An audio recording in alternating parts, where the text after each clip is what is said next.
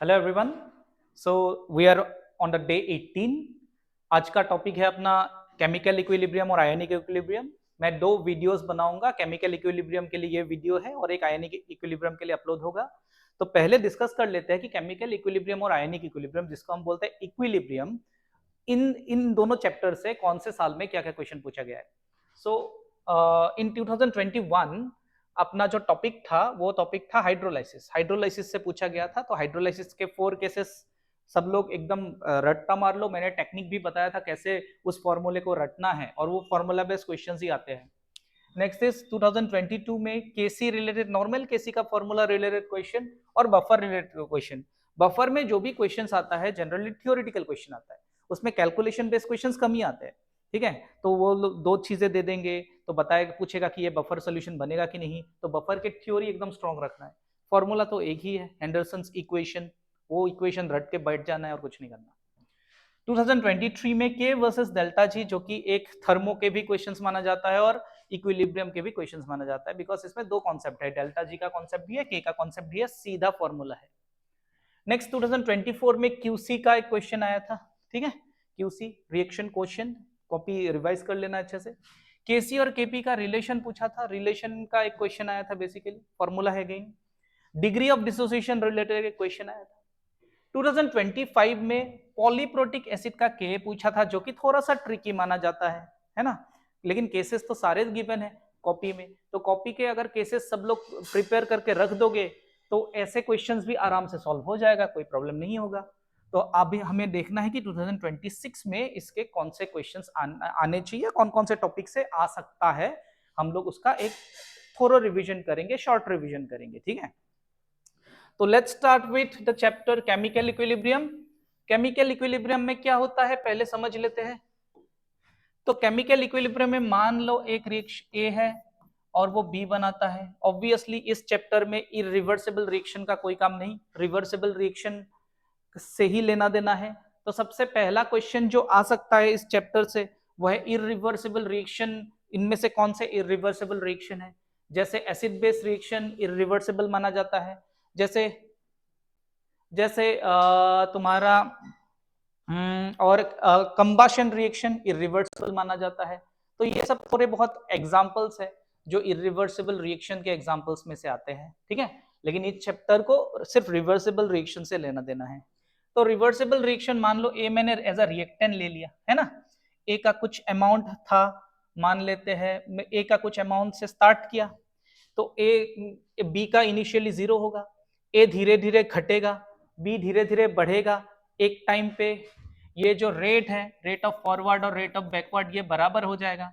उस टाइम के बाद ना ए चेंज होगा ना बी, हम बोलेंगे इक्विलिब्रियम इज एस्टैब्लिश्ड। ये बेसिक थ्योरी है ना। तो सबसे पहला जो क्वेश्चन इधर से आता है, तो सबसे पहला क्वेश्चन, जब इक्विलिब्रियम एस्टैब्लिश हो जाता है फॉरवर्ड रिएक्शन भी चलता है और बैकवर्ड रिएक्शन भी चलता है। इसीलिए बोलते हैं कि भैया ये डायनेमिक इक्विलिब्रियम। डायनेमिक इक्विलिब्रियम मतलब जब हमें लगता है कि रिएक्शन खत्म हो चुका है, एक्चुअली खत्म नहीं हुआ है, दोनों का अमाउंट चेंज नहीं हो रहा, तो equilibrium is established at that point. Forward reaction is also happening, backward is also happening, तो that is called as dynamic equilibrium. ठीक है, तो इक्विलिब्रियम के प्रॉपर्टीज सबसे पहला इंपॉर्टेंट है, मैंने लिखवाया था 4-5 प्रॉपर्टीज। जैसे अगर कोई गैसियस कंपोनेंट है क्लोज कंटेनर में एस्टैब्लिश करते हैं, इक्विलिब्रियम एस्टैब्लिश होने के बाद कंसंट्रेशन या पार्शियल प्रेशर्स में चेंजेस नहीं आती। इक्विलिब्रियम दोनों साइड से एस्टैब्लिश किया जा सकता है, रिएक्टेंट साइड से भी, प्रोडक्ट साइड से भी। ठीक है, तो भैया इक्विलिब्रियम डिस्टर्ब होता है by changing pressure, temperature etcetera. Equilibrium के वक्त इन दोनों का कंसंट्रेशन इक्वल होना जरूरी नहीं है, लेकिन रेट्स इक्वल होते हैं। इक्विलिब्रियम के वक्त, ये गलतफहमी है, इक्विलिब्रियम के वक्त याद रखना, ये मैं बोलता हूं क्लियरली, इक्विलिब्रियम के वक्त रिएक्टेंट और प्रोडक्ट के कंसंट्रेशन कांस्टेंट रह जाते हैं, लेकिन दोनों सेम हो ऐसा जरूरी नहीं है। लेकिन रेट सेम ही होना पड़ेगा, फॉरवर्ड रेट और बैकवर्ड रेट। क्लियर? चलो आगे बढ़ते हैं। तो नेक्स्ट क्वेश्चन जो आ सकता है वो ग्राफ से आ सकता है। सबसे पहले ग्राफ है कंसंट्रेशन वर्सेस टाइम। तो कैसा दिखेगा concentration versus time? 3 option possible है कंसंट्रेशन वर्सेस टाइम ग्राफ में। मान लो रिएक्शन है ये ए गिव्स बी, ये रेट ऑफ फॉरवर्ड, ये रेट ऑफ बैकवर्ड। ठीक है, अब क्या है, ये कंसंट्रेशन मान लो, ये टाइम मान लो। कंसंट्रेशन टाइम इनिशियली ए का कंसंट्रेशन नॉन जीरो होगा, बी का जीरो होगा। तो इधर से स्टार्ट होगा ए, और बी इधर से स्टार्ट होगा, है ना। धीरे धीरे ए घटेगा, बी बढ़ेगा, at some point of time equilibrium establish हो जाएगा, उसके बाद ना ए चेंज होगा ना बी चेंज होगा। तो कैसा ग्राफ हो सकता है, ए घट गया, बी बढ़ गया, at some point of time equilibrium establish हो गया, ए और बी दोनों कांस्टेंट रह गए, ए बी। ये भी तो हो सकता है कि ए ऐसा आया, बी ऐसा आया, ए बी से नीचे चला गया, इक्विलिब्रियम के वक्त ए के कंसंट्रेशन बी से कम नजर आए, ये भी पॉसिबिलिटी है ना। ऐसा भी तो हो सकता है कि लकीली इक्विलिब्रियम के वक्त दोनों सेम भी नजर आए, लकीली, जरूरी नहीं है लेकिन लकीली हो ही सकता है। तो इन तीनों ग्राफ पॉसिबल है कंसंट्रेशन वर्सेस टाइम के लिए। ठीक है, मैं फास्ट बस रिवीजन करवा रहा हूं, ये सब कॉपी में अच्छे से क्लियरली लिखा भी हुआ है। मेरे नोट्स जरूर फॉलो करना, मेरे नोट्स के क्वेश्चन जरूर लगाना, बिकॉज नोट्स के क्वेश्चन सारे जेई वाले क्वेश्चन होते हैं, बहुत बैक ईयर के, जो कि नीट में रिपीट कर जाता है। Next is rate versus time graph. देखो, तो रेट वर्सेस टाइम ग्राफ के लिए इक्विलिब्रियम के वक्त रेट दोनों का बराबर होना चाहिए। इनिशियली सिर्फ फॉरवर्ड रेट रहता है, बैकवर्ड जीरो रहता है। ठीक है, तो फॉरवर्ड रेट इधर से स्टार्ट होगा, बैकवर्ड इधर से, और इक्विलिब्रियम के वक्त दोनों बराबर हो जाते हैं। सिर्फ कांस्टेंट होना इनफ नहीं है, बराबर भी होना पड़ेगा, rate of forward, rate of backward. तो ये है रेट वर्सेस टाइम का ग्राफ। तो इक्विलिब्रियम का जो चैप्टर है उनमें इसमें यही दो ग्राफ ही काम का है बेसिकली। ठीक है, तो ये दो ग्राफ को अच्छे से रिवाइज कर लेना। सबसे नेक्स्ट वाला क्वेश्चन जो पूछा जा सकता है वो सिंपल केसी का फॉर्मूला याद रखना। केसी में या केपी में हम प्योर सॉलिड और प्योर लिक्विड के एक्टिव मास को क्या मानते हैं, 1 मानते हैं। क्या मतलब, मान लेते हैं N2 gas plus 3H2 gas gives 2 NH3 gas. ये एक रिएक्शन है, इसके केसी पूछा, तो केसी में कंसंट्रेशन, केपी में पार्शियल प्रेशर, तो मतलब बेसिकली एक्सप्रेशन सेम है। कंसंट्रेशन को बॉक्स से रिप्रेजेंट करते हैं, NH3 गैस फेज में है, जो कोफिशिएंट है वो पावर में चला जाएगा, डिवाइडेड बाय N2 कोफिशिएंट 1 है, डिवाइडेड बाय H2 कोफिशिएंट 3 है। तो ये भी पूछा जाता है, सिर्फ केसी का एक्सप्रेशन ही पूछा जाता है ना। तो अगर ऐसा कुछ हो, CaCO3 solid, CaO solid plus CO2 gas, इसके लिए केसी पूछे तो ये सिर्फ कंसंट्रेशन ऑफ CO2 होगा, बिकॉज ये दोनों सॉलिड फेज में है, इसके एक्टिव मास को 1 माना जाएगा। तो इस कॉन्सेप्ट से भी क्वेश्चंस पूछे जा सकते हैं। अब केपी होगा, केपी पूछे तो कुछ नहीं, कंसंट्रेशन के जगह पार्शियल प्रेशर ऑफ CO2 लिख देना, बॉक्स के जगह पी लिख देना, है ना। बाकी एक्सप्रेशन एग्जैक्टली सेम ही आने वाला है। नेक्स्ट, केसी केपी समझ में आ गया। केसी और केपी का रिलेशन, उससे क्वेश्चंस काफी पूछते हैं। KP is equal to KC RT delta NG. Delta NG मतलब change in gaseous moles, product के गैस के मोल्स माइनस रिएक्टेंट के गैस के मोल्स। थर्मोडायनेमिक्स में ये सब चीजें हम लोगों ने अच्छे से पढ़ के रखा है ना। दूसरा पूछ सकता है KP versus KX, KX P to the power delta Ng, where P is the pressure। ठीक है, total pressure inside a container. Kx के क्वेश्चंस कम ही पूछते हैं। Kx मतलब इक्विलिब्रियम कांस्टेंट, जहां पे मोल फ्रैक्शन यूज होते हैं, इसके क्वेश्चंस कम ही पूछते हैं। इस चैप्टर का एक ही कॉन्सेप्ट है जो कि बहुत जरूरी है, उसी पे ही घुमा फिरा के पूछेगा। Kp और Kc जो है सिर्फ टेम्परेचर डिपेंडेंट क्वांटिटी है।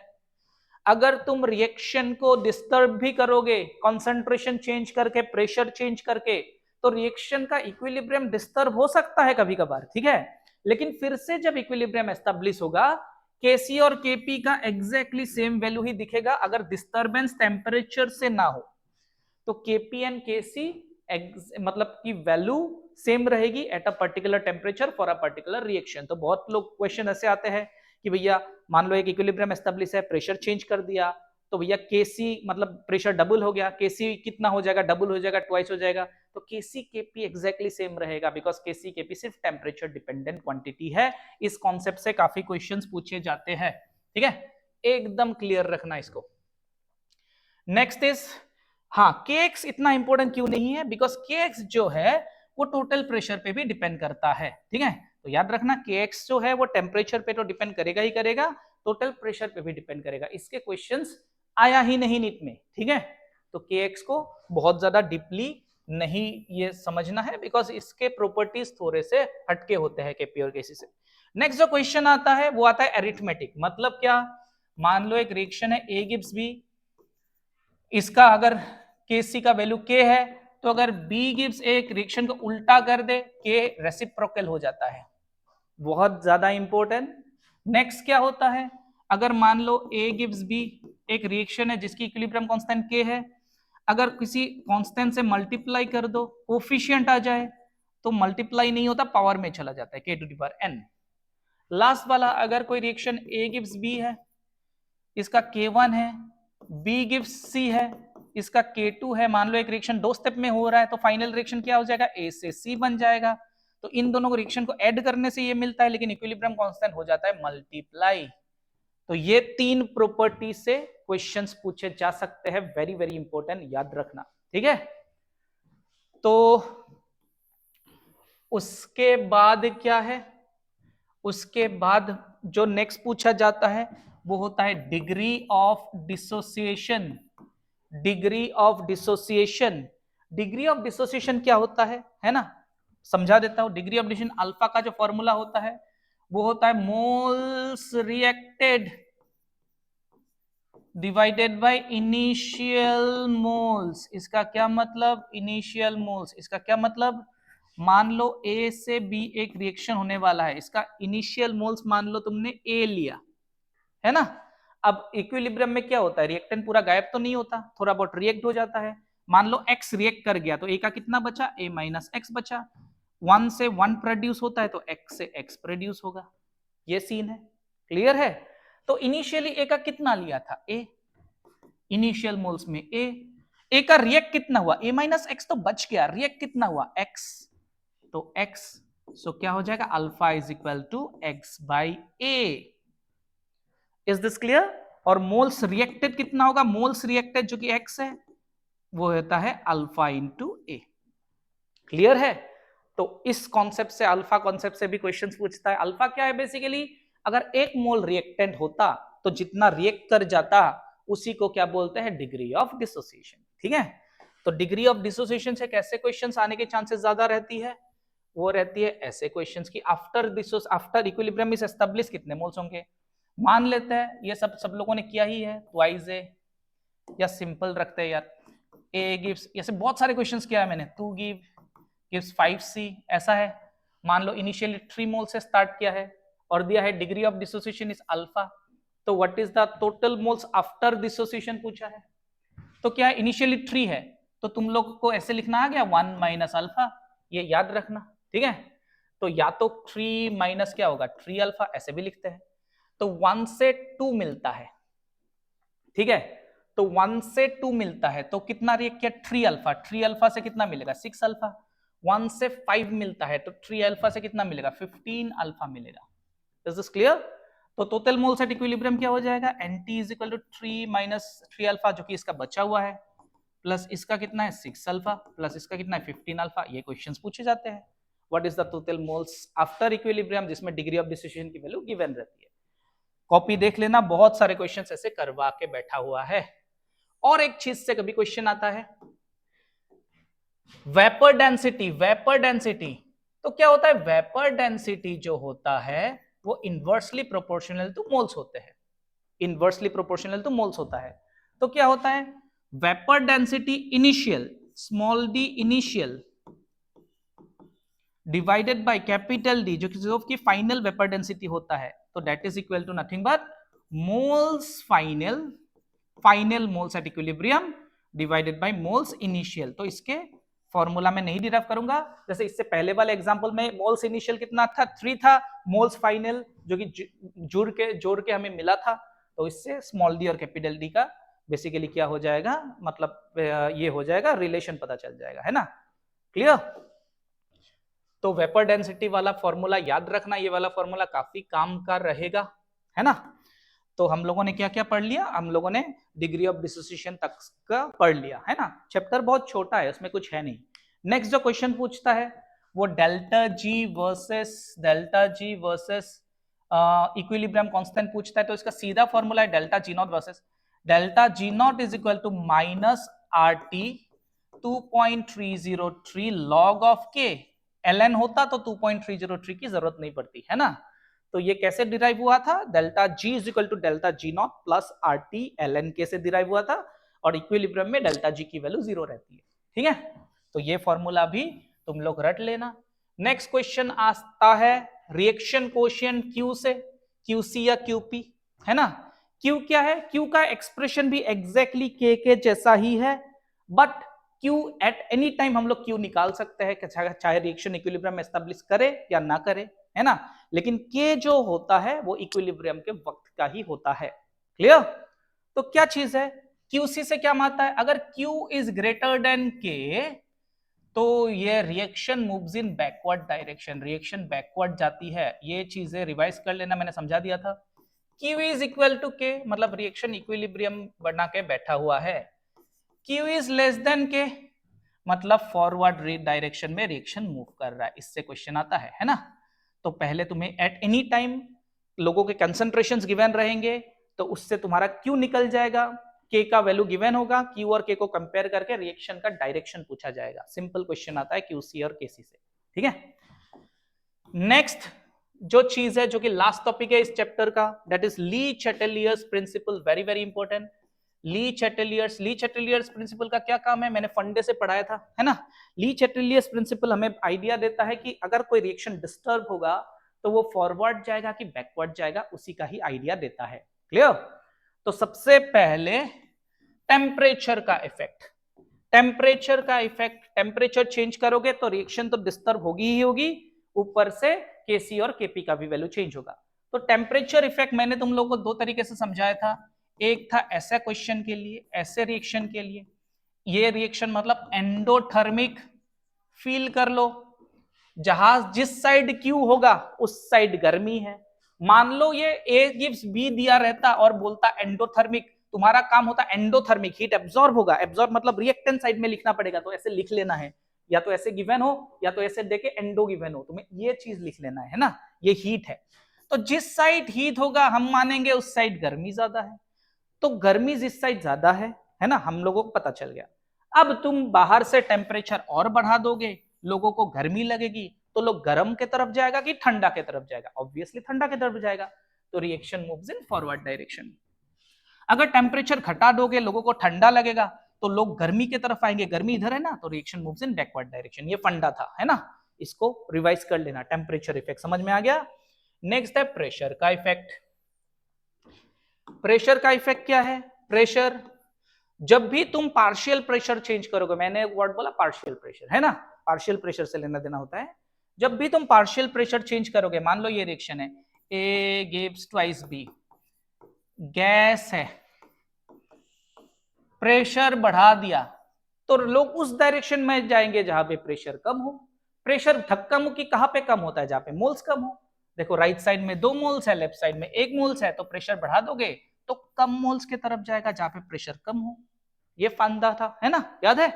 चलो, वॉल्यूम का इफेक्ट कोई पूछे तो सीधा volume is inversely proportional to pressure. कोई बोले वॉल्यूम बढ़ा दिया तो तुम सोचना प्रेशर घटा दिया, प्रेशर से क्वेश्चन को आंसर कर लेना। ठीक है, नेक्स्ट चीज है बहुत ज्यादा इंपॉर्टेंट चीज बताने वाला हूं, कंसंट्रेशन। मान लो ए गैस है, बी गैस है, दिल जो बोल रहा है, मान लो बी बढ़ा दिया अचानक से तो रिएक्शन बैकवर्ड चली जाएगी, बी घटा दिया तो रिएक्शन फॉरवर्ड चली जाएगी। इजी चीज है। ए बढ़ा दिया तो तुम लोग खुद सोचो, रिएक्शन फॉरवर्ड चली जाएगी, ए घटा दिया तो रिएक्शन बैकवर्ड चली जाएगी। क्लियर है। लेकिन क्वेश्चन क्या पूछेगा, ऐसे क्वेश्चन पूछेगा, A S gives B gas, equilibrium establish हो चुका है, उसके बाद सॉलिड का अमाउंट कुछ भी चेंज करोगे रिएक्शन डिस्टर्ब नहीं होगा, because A solid equilibrium constant के एक्सप्रेशन में आता ही नहीं है। ठीक है, तो ए चेंज करने से केसी केपी चेंज ही नहीं होती है, तो क्यूसी तक जाने की जरूरत ही नहीं है। ठीक है, ये बहुत ज्यादा इंपॉर्टेंट है। तो कंसंट्रेशन वाले क्वेश्चंस में जब भी किसी का कंसंट्रेशन चेंज करते हो, वो अगर सॉलिड या लिक्विड हो तो रिएक्शन डिस्टर्ब नहीं होती है।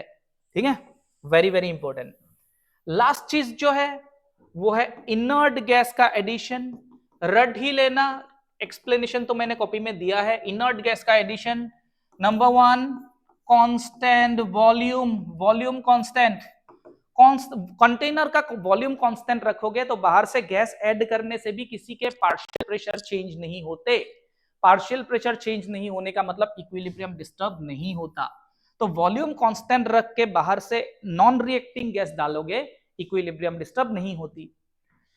Number 2, constant pressure. Total pressure constant रखना है तो एक्स्ट्रा गैस ऐड भी करना है, टोटल प्रेशर कांस्टेंट भी रखना है, तो ऑब्वियसली वॉल्यूम बढ़ा देना पड़ेगा। तो ये वॉल्यूम बढ़ने का क्वेश्चन है।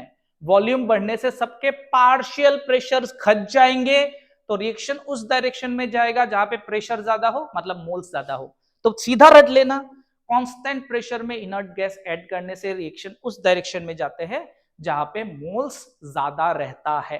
क्लियर? अगर मोल्स दोनों तरफ सेम है तो प्रेशर से कभी भी रिएक्शन डिस्टर्ब नहीं होता। क्लियर है? तो chemical equilibrium is a very short chapter. Chemical equilibrium इतना ही, इसके बाद आयनिक इक्विलिब्रियम के वीडियो अलग से तुम्हें मिल जाएंगे, तो वो भी रिवाइज कर लेना, है ना। और किसी को आयनिक इक्विलिब्रियम में दिक्कत लगता है, बिकॉज केसेस काफी ज्यादा मैंने कॉपी में देके रखा है और वो केसेस से ही क्वेश्चंस आते हैं, लेकिन तो एक एटलीस्ट मतलब बहुत ज्यादा डीप में ना पढ़ना है बिकॉज टाइम लगता है, तो एटलीस्ट एक काम कर लेना कि सारे फॉर्मूले रट लेना, उसी से तुम्हारे आयनिक इक्विलिब्रियम के क्वेश्चंस बन जाएंगे, श्योर है। ठीक है, एटलीस्ट सारे फॉर्मूले रट लेना और कॉपी का जो स्टार मार्क पॉइंट है और क्वेश्चन है उसको बस कर लेना। ठीक है, आयनिक को तो कोई भी चैप्टर तुम्हें अगर बहुत ज्यादा टफ लगता है तो उसके बेसिक्स को अच्छे से समझ के आगे बढ़ जाना, बहुत ज्यादा कॉम्प्लिकेशंस में या डीप लेवल में जाने की जरूरत नहीं है। वो टाइम बायोलॉजी में या किसी और चैप्टर में आए, मतलब ऑर्गेनिक या इनऑर्गेनिक में इन्वेस्ट कर देना, उससे तुम्हारे मार्क्स बढ़ जाएंगे। ठीक है, चलो आज तक के लिए इतना ही, तो नेक्स्ट हम लोग मिलेंगे केमिकल काइनेटिक्स में। ठीक है, चलो, थैंक यू।